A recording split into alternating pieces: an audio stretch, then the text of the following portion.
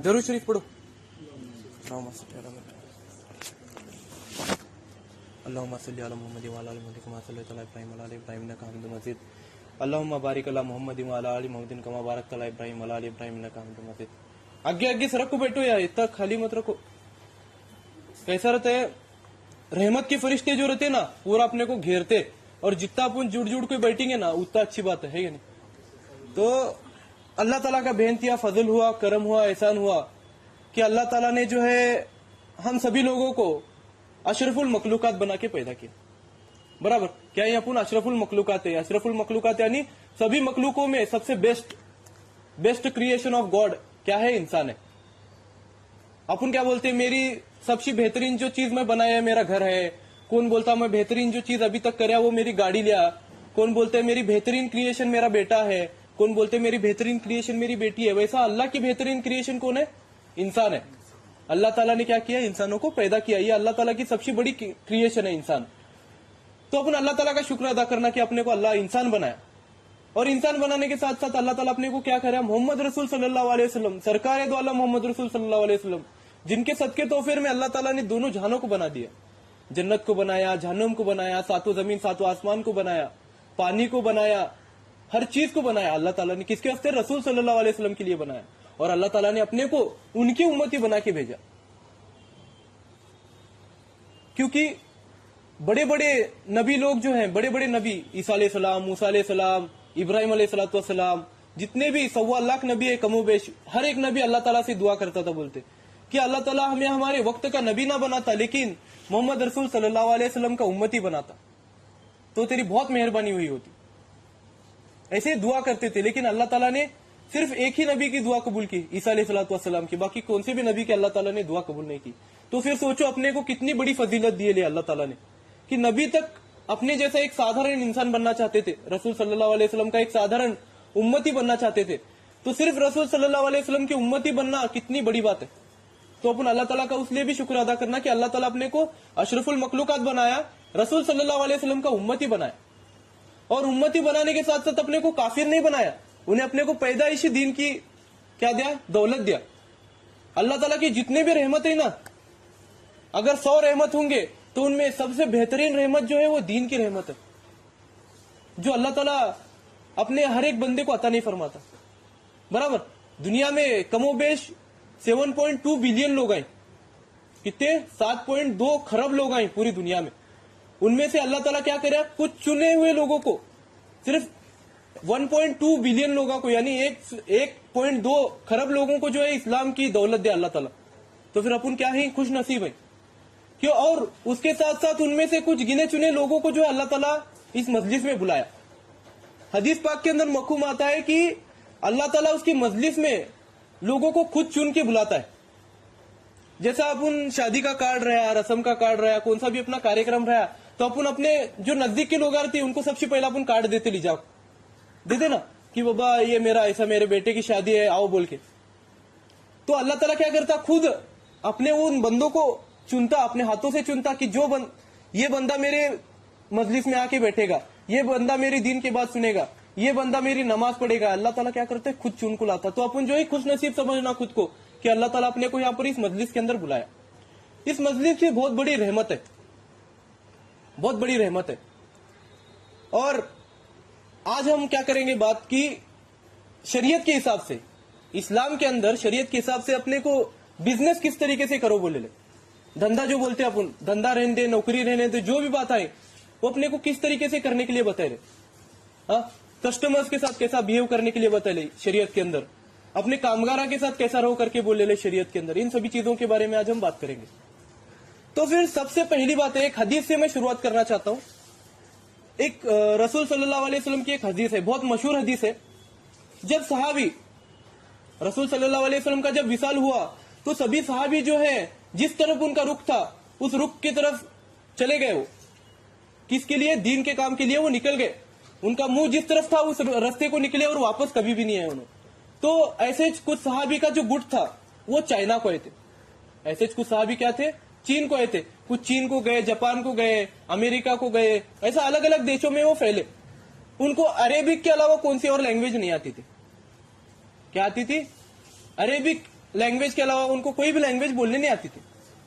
लेकिन जब उन्होंने तिजारत करते थे, उन्होंने क्या करे, यहां से सऊदी अरेबिया से उन्होंने निकल को गए, अलग अलग देशों में जाके दीन का काम करने चालू करे। लेकिन मेन ड्रॉबैक क्या था, उनको अरेबिक के अलावा कोई लैंग्वेज नहीं आती थी।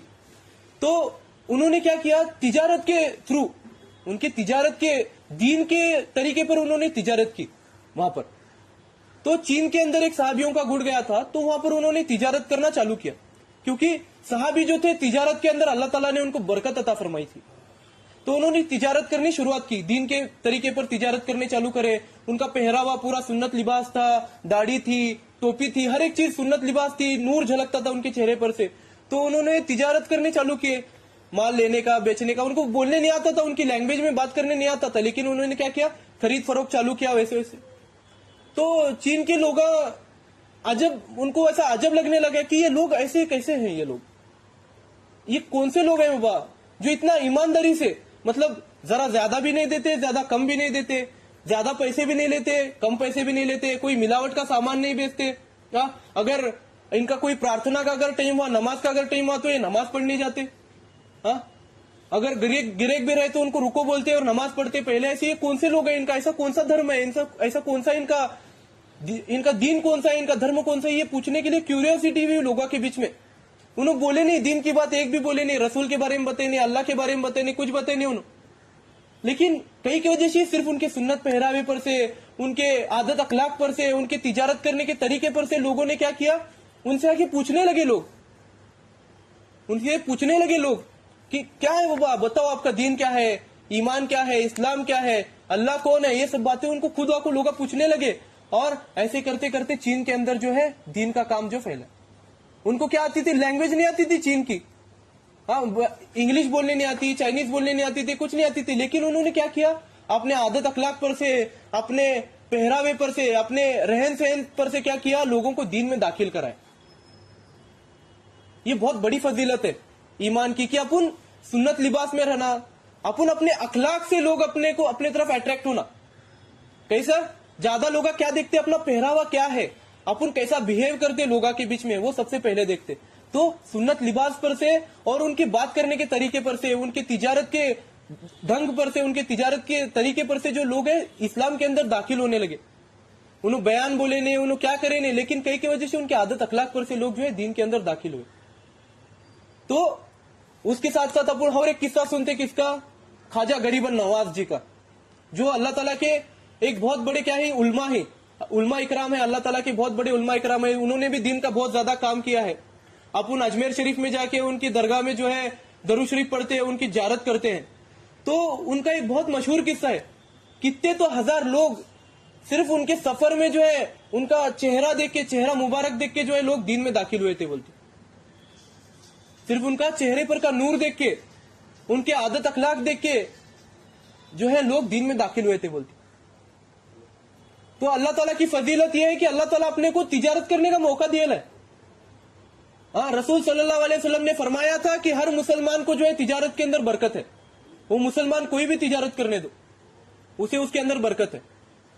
तो अपने को अल्लाह ताला फजीलत दिया है, अपने को इंसान बनाया, रसूल सल्लल्लाहु अलैहि वसल्लम का उम्मती बनाया, फिर उसके साथ साथ अपने को दीन की तालीम मिली, अपने को पैदाइशी, और उसके साथ साथ अल्लाह ताला क्या करे, नबियों की सुन्नत अपने को अपनाने के लिए एक मौका दिया, तिजारत करने का मौका दिया। तो अपन इस बात पर अल्लाह ताला का क्या करना, शुक्र अदा करना। तो अपन तिजारत करते वक्त कैसा तिजारत करना, अपन अपने बात करने का तरीका अच्छा रहना, अजीजी से बात करना लोगों के साथ, लोगों के ऊपर अपन भड़कना नहीं, उनको इज्जत देना उनको। तो उससे क्या होता, लोग खुश होते, सामने वाला, अरे ये आदमी कितना अच्छा है, इनका दीन, अपने एक आदमी की वजह से पूरे दीन का नाम क्या होता, उठता, अरे इस्लाम के लोग, मुसलमान लोग इतने अच्छे रहते। अगर अपन वो चपुन अगर अच्छे बातें नहीं करे, अपने के लिए सिर्फ एक समाज का आदमी नहीं आता, सिर्फ मुसलमान का आदमी नहीं आता, सिर्फ हिंदू का आदमी नहीं आता, सिर्फ क्रिश्चियन का आदमी नहीं आता, हर समाज का आदमी अपने तरफ आते रहता तिजारत करने वाले के पास। तो क्या होता है, अपना आदत अखलाक देख के, अपनी बात करने का तरीका देख के, अपना पहरावा देख के, अपने चेहरे पर का नूर देख के लोग अपने धर्म की क्या करते, पैरवी करने चालू करते, अपनी इज्जत करने चालू करते, लोग पूरे धर्म की इज्जत करने चालू करते, लोग अपने आप चालू करते, अपने को बोलने की भी जरूरत नहीं। अगर अपन वो अगर गलत काम करेंगे, अपन टोपी पहन के गालियां देंगे, अपन टोपी पहन के जोर जोर से चिल्लेंगे रास्तों पर ठहर के, लोगों को मारेंगे पीटेंगे। अगर अपन कम ज्यादा करेंगे, तोल मोल में भाव अगर कम ज्यादा करेंगे, मिलावट का सामान बेचेंगे, तो लोग क्या करने वाले, सिर्फ तुमना नाम नहीं रखने वाले, तुम्हारे पूरे समाज को नाम रखने वाले। तो तिजारत करने वाले के ऊपर जिम्मेदारी यह है कि उन्हें जो है अपने आदत अखलाक से जो है अपने पूरे धर्म का जो है बागडोर वो संभाले। सूरे रहमान के अंदर एक आयत है जिसके अंदर अल्लाह ताला ने फरमाया है कि तोल मोल के अंदर कोई गड़बड़ मत करो। कैसा? तोल मोल के अंदर कोई गड़बड़ मत करो, कभी तोल ज्यादा भी मत दो, तोल कम भी मत दो, तोल जो है बराबर तोल करो, जिससे तुम्हारा भी फायदा हो और तुम्हारे जो कस्टमर है उसका भी फायदा हो।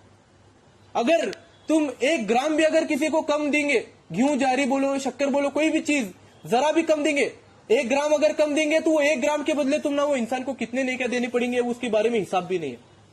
कयामत के दिन वो कर्जे की तरह है, या अपन कर्जा लिए जैसा हुआ, अपन कर्जा लिए जैसा हुआ, अपने को मालूम आता है कि कम नहीं देना, फिर भी अपन अगर जानबूझ के अगर 1 ग्राम भी कम दिए किसी को, तो 1 ग्राम के बदले अपने को वहां पर कयामत के दिन अपने नेकियां देना पड़ेंगे। अगर अपन अभी कपड़े के बिजनेस के बारे में बात कर रहे, तो 1 सेंटीमीटर भी अगर अपन कम माल देंगे किसी को, तो वो 1 सेंटीमीटर के बदले अपने को वहां पर कयामत के दिन कितने नेकियां देने पड़ेंगे उसका हिसाब भी अपने को निकालने नहीं आएंगे। अपन अपने अमल पर से सोचना कि अपन कितनी नमाजा पढ़ते हो बाबा। अगर वो आदमी अपने को चलो 600 मकबूल नमाजा देकर को बोले, तो तुम्हें कहां से देने वाले नमाज? अपने को मालूम है अपने कितने मकबूल नमाजा होते। अपने नमाज अल्लाह ताला कबूल करता नहीं करता, अल्लाह ताला कबूल करे तो नमाजें उन्हें अगर मांगे तो अपन क्या देने वाले उसको? तो अपन क्या करना, कस्टमर के साथ जब अपन बात करते रहते तो अच्छी तरीके से बात करना, अजीजे से बात करना, उसे अच्छी तरीके से वेलकम करना, और उसके साथ साथ जो है अच्छी तरीके से माल देना, उसे इस तरीके से माल देना कि उसे कम भी मिलना नहीं और उसे ज्यादा भी मिलना नहीं, बरोबर तोल मोल के जो है उसे माल देना और अच्छी तरीके से उसे रेट लगाना। ऐसा रेट लगाना कि बड़ा को भी रेट देना अपने अंदर मना करे, बरोबर मीडियम रेंज में, जिससे तुम्हारा भी फायदा हो और तुम्हारे कस्टमर का भी फायदा हो, बराबर। उसके साथ साथ अपने को क्या बोले ले, अपने साथ जो काम करते रहते लोग, अभी ये तो कस्टमर की बात हुई, कस्टमर के साथ बात करने के बाद जो है लोग पूरे धर्म का नाम जो है आगे बढ़ता कि ये धर्म के लोग अच्छी तरीके से बिजनेस करते। फिर दूसरी बात क्या है, बिजनेस करते वक्त सबसे इंपॉर्टेंट चीज रहती, पहला तो है कस्टमर, दूसरे को नहीं काम करने वाले कामगार। तो शरीयत के अंदर कामगारों के साथ भी अच्छी तरीके से व्यवहार करो करके बोले ले। कामगारों को यह महसूस मत होने दो कि तुम उन पर एहसान कर रहे हो, कि तुम उनको अपने तरफ काम करने के, उनको एक काम देके तुम एहसान कर रहे हो, ऐसा उनको महसूस करने मत दो। कामगार का पसीना सूखने से पहले उसको उसकी कीमत जो है वो अदायगी करो, क्योंकि अल्लाह ताला क्या कहे, अल्लाह ताला की सब लोग बंदे हैं, अल्लाह ताला रोजी रोटी पहुंचाने वाला है। अपनी नियत क्या रहना, अल्लाह ताला अपने को जरिया बनाएला है। जो बिजनेस का जो मालिक है उसकी नियत क्या रहना कि अल्लाह ताला अपने को एक जरिया बनाएला है, और ये जो है सब अल्लाह ताला ने अपने तरफ भेजेले लोग ही अपने को एक जरिया बनाएला, ये लोगों की रोजी रोटी के लिए। अपन एक नेकी का काम कर रहे हैं, एक बिजनेसमैन जो है ना बहुत नेकी का काम करते रहता हूं, क्योंकि उसके एक बिजनेस की वजह से अल्लाह ताला जो है 10-15 घरों को चलाते रहता, और उस 10-15 घरों में कमो बेच पकड़े तो भी 100-150 लोग पलते रहते, किसकी वजह से? एक बिजनेसमैन की वजह से। तो अल्लाह ताला क्या करता, अपने ऊपर एक एहसान करेला कि अल्लाह ताला अपने को एक बिजनेस करने का मौका दिया है। तो अपन क्या करना, अच्छी तरीके से बिजनेस करना, और अपने हाथ के नीचे जो लोग काम करते रहते उनको एक क्या बोलते हैं, उनको अपने नौकरा की तरह बिहेव नहीं कराना, उनको ये महसूस नहीं होना कि अपन यहाँ पर काम करते वक्त अपन कुछ तो गलती करें यहाँ पर काम करके, ऐसा महसूस नहीं होना। और अपन भी ऐसा अपने दिल में ख्याल नहीं लाना कि अपन इस आदमी के ऊपर अपन एहसार कर रहे, इस आदमी को यहाँ पर नौकरी देके, ये भी बात अपन बोलना नहीं, क्योंकि अपन खुद को खुदा समझ रहे वहां पर। तो इस बात से भी अपन बचने की कोशिश करना, और उनके सर पर का उनका पसीना सूखने से पहले जो है उनकी कीमत जो है उनको अदायगी करना, ये जो है ये सब बातें बहुत ही सोपी बातें हैं, ये अपन डे टू डे लाइफ में अपन करते रहते। इसमें नेकियां भी बहुत है और गुनाह भी बहुत है। अगर अपन नियत जरा भी बदली तो गुनाह होता, अगर अपनी नियत अच्छी रहेंगी तो सवाब मिलता। उतने 100-150 लोगों को सदका करने का सवाब तुम ना मिलता, 100-150 लोगों को रोज पेट भर के खिलाने का तुम ना सवाब मिलता, रोज 100-150 लोगों को सदका करने का सवाब मिलता तुम ना। तो ये बहुत बड़ी फजीलत है। एक बिजनेसमैन की वजह से सिर्फ उसका एकले का दुकान नहीं चलते रहता, आजू बाजू की चाय टपरी चलती रहती, उसके साथ साथ जेरोक्स का दुकान चलते रहता, आजू बाजू के भी छोटे मोटे जो धंधे हैं वो भी चलते रहते। तो अल्लाह ताला बहुत बड़ी फजीलत दे रहता बिजनेसमैन के हाथ में, तिजारत करने वाले के हाथ में। तो अपन जो है उस फजीलत का अच्छी तरीके से इस्तेमाल करना। और उसके साथ साथ आखिरी बात, वक्त के तकाजे की वजह से मैं अभी आखिरी बात करता हूं कि अपन जो है दीन के ऊपर चलना, अपन जब काम करते रहते हैं तो दीन की पैरवी भी करना सबसे बड़ी बात है, क्योंकि 25 दर्जा ज्यादा सवाब मिलता। अपन अगर काम की जगह पर अगर अपन नमाज पढ़ते रहेंगे, काम की जगह पर अपन अगर अल्लाह ताला की इबादत करते रहेंगे, काम की जगह पर अपन अल्लाह ताला को याद करते रहेंगे, रसूल की बात करते रहेंगे, तो बाहरी दुनिया से 25 गुना ज्यादा तुमना सवाब मिलता। क्योंकि तुम जो है वो पूरे इसमें से क्या बोलते, गड़बड़ के माहौल में से, पूरे भरे सो माहौल में से, गड़बड़ में से जो है अल्लाह ताला के लिए मुख्तसर वक्त निकाल रहे, अल्लाह ताला के लिए मुख्तसर वक्त निकाल रहे, और उस मुख्तसर वक्त की कीमत बहुत ज्यादा रहती। बाहरी दुनिया में अपन फ्री रहते, अपन अल्लाह ताला को वक्त दे सकते, लेकिन गड़बड़ की दुनिया में, काम की दुनिया में अल्लाह ताला के लिए वक्त निकालना बहुत बड़ी बात है, और अल्लाह ताला को वही अदा सबसे ज्यादा पसंद आती। तो अल्लाह ताला जो है हदीस शरीफ के अंदर फरमाए लें कि 25 गुना ज्यादा सवाब देते। अगर एक वक्त की नमाज पढ़ेंगे तो 25 गुना ज्यादा सवाब मिलेगा, एक बार सुभान अल्लाह बोलेंगे तो 25 बार सुभान अल्लाह पढ़ने का सवाब मिलेगा, 1 रुपया अगर सदका करेंगे तो 25 रुपया सदका करने का सवाब मिलेगा। ये सिर्फ बेसिक है, अल्लाह ताला अगर चाहे तो उससे ज्यादा भी दे सकता, तुम्हारी नीयत के ऊपर डिपेंडेड है। तो अल्लाह ताला कहने सुनने से ज्यादा अमल करने की तौफीक नसीब अता फरमाए। इन्ना लिल्लाहि व मलाइकतुहु युसल्लूना अलन नबी या अय्युहल्लज़ीना आमनू सल्लु अलैहि व सल्लिमू तस्लीमा।